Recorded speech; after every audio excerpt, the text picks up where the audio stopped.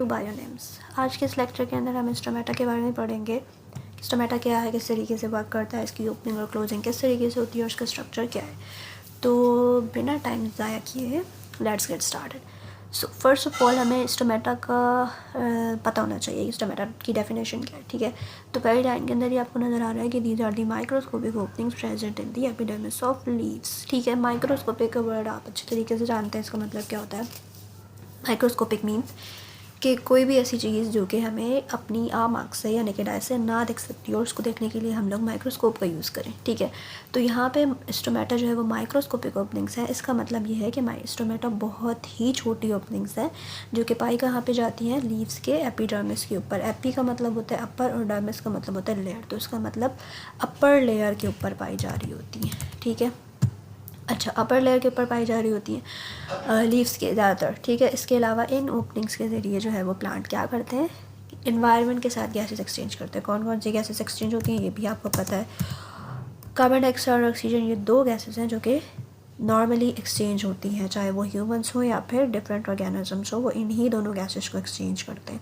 तो प्लांट्स के अंदर भी carbon dioxide oxygen gas exchange होती है एनवायरनमेंट के अंदर, और इसको एक्सचेंज करने के लिए जो कि ओपनिंग यूज़ की जाती है वो स्टोमेटा कहलाती है। ठीक है, तो अब बढ़ते हैं हम इसके स्ट्रक्चर के ऊपर कि स्टोमेटा जो है वो उसका स्ट्रक्चर किस तरीके से बना हुआ है और किस तरीके से इट वर्क्स। ठीक है, तो बेसिकली जो है वो स्टोमेटा जो है वो स्लिट लाइक ओपनिंग से मिलके बना हुआ होता है, जो कि दो गार्ड सेल्स से मिलके बनती है।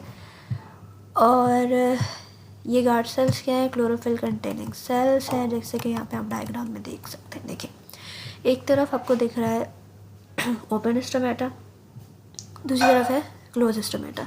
सबसे पहले इसके स्ट्रक्चर की तरफ देखते हैं। आपके पास ये जो दो सेल्स आपको नज़र आ रहे हैं ना, इस एक सेल को हम कहते हैं गार्ड सेल, जैसे कि यहाँ पे आप देख सकते हैं।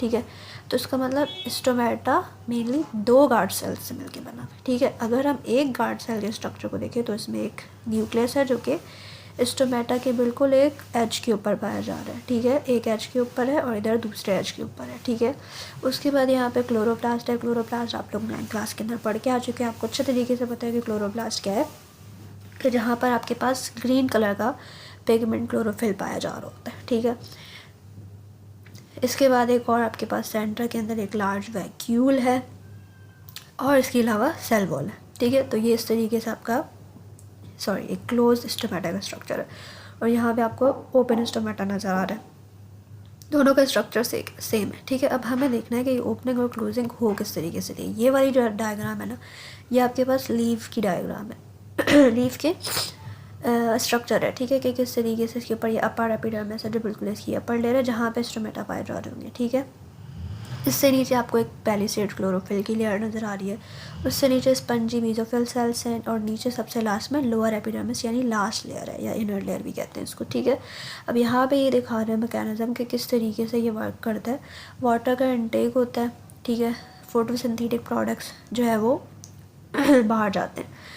अच्छा, अब यहाँ पे देखें तो यहाँ पे आपको कार्बन डाइऑक्साइड नज़र आ रही है और यहाँ पे है ऑक्सीजन। जो मेन काम हमने जिस पे फोकस करना है ना वो है कार्बन डाइऑक्साइड और ऑक्सीजन, इसीलिए मैं आपको ये सारी चीज़ों की डिटेल अभी नहीं बता रही। ठीक है, तो सबसे पहले कार्बन डाइऑक्साइड जो है वो अंदर जाएगा इन सेल्स के थ्रू, इन ओपनिंग्स के थ्रू, और अंदर जाने के बाद जो है वो इसका वही जो फर्दर मैकेनिज़्म है वो होता है, और उसके बाद मैकेनिज़्म के थ्रू जो ऑक्सीजन गैस प्रोड्यूस होती है वो ऑक्सीजन गैस इसी स्टोमेटा के थ्रू जो है वो बाहर आ जाती है। ठीक है, तो ये आपके पास एक पूरा मैकेनिज़्म है जिसके थ्रू फोटोसिंथेसिस का मैकेनिज़्म हो रहा होता है। ठीक है, अब यहाँ से हम पढ़ लेते हैं इसमें क्या कह रहे हैं कि जैसे दिन के वक्त क्या होता है, फोटोसिंथेसिस का प्रोसेस हो रहा होता है, आपको पता है, क्योंकि फोटोसिंथेसिस के लिए सनलाइट चाहिए होती है, वो दिन के टाइम पे ही होती है, तभी दिन के टाइम के ऊपर फोटोसिंथेसिस होता है।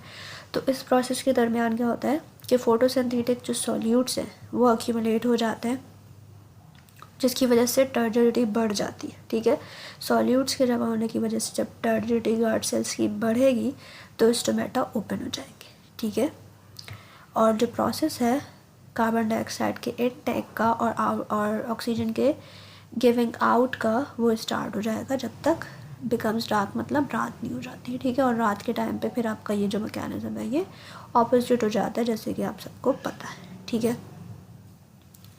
तो ये था आज का लेक्चर। आई होप कि आपको समझ में आया होगा कि इसके अंदर क्या बात करी जा रही है, स्टोमेटा किस तरीके से ओपन होता है, क्लोज होता है। आई होप आपको समझ में आया होगा। अगर आपको इसमें किसी भी किस्म की कोई प्रॉब्लम है या कोई क्यूरी है तो आप कमेंट्स करके नीचे बता सकते हैं। Thank you so much for watching and please don't forget to subscribe my channel.